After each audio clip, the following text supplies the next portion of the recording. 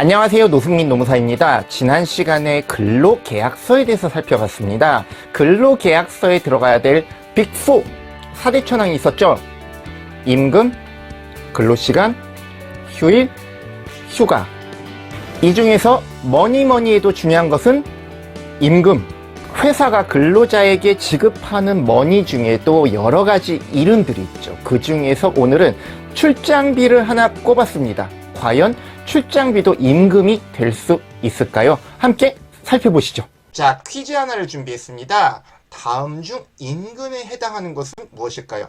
1번 부모님이 주신 용돈, 2번 고객으로부터 받은 팁, 3번 연장 근로수당, 4번 출장비. 정답은 무엇일까요? 5, 4, 3, 2, 1.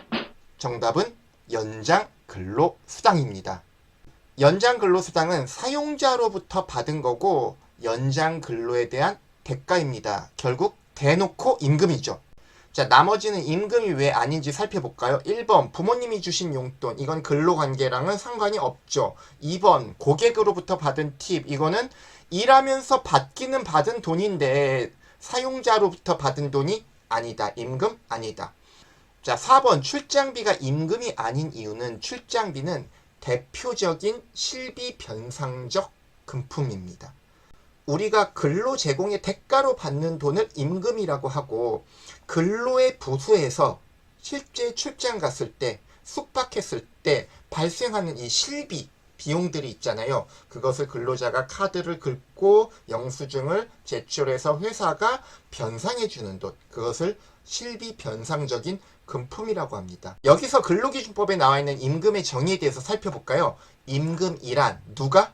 사용자가 누구에게? 근로자에게. 왜? 무슨 대가로?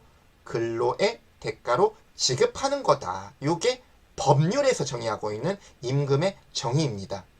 결국 사용자가 지급해야 되고, 이유는 근로의 대가로 지급해야지 임금인 것인데, 출장비 같은 경우는 직접적인 근로의 대가가 아니라 근로를 수행하는 과정에서 발생한 실비를 변상하는 개념이다 보니까 근로의 대가로 보기는 어렵다고 해서 임금에서 원칙적으로 배제되는 것입니다.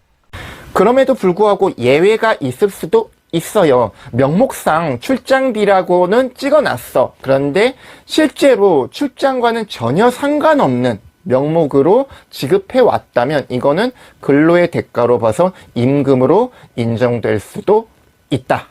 결국 이 노동법이라는 것은 항상 케이스 바이 케이스, 그러니까 명칭, 명목보다는 그 안에 실질을 들여다보는 습관이 중요하다. 한편 보너스, 인센티브 이런 것들도 임금일까요? 여기에 대해서는 할 얘기가 또 다시 있기 때문에 다음 영상을 통해서 다루어 보도록 하겠습니다. 오늘 영상 시청해 주셔서 감사합니다. 건강한 하루 되시고 다음 영상에서 뵙겠습니다. 감사합니다.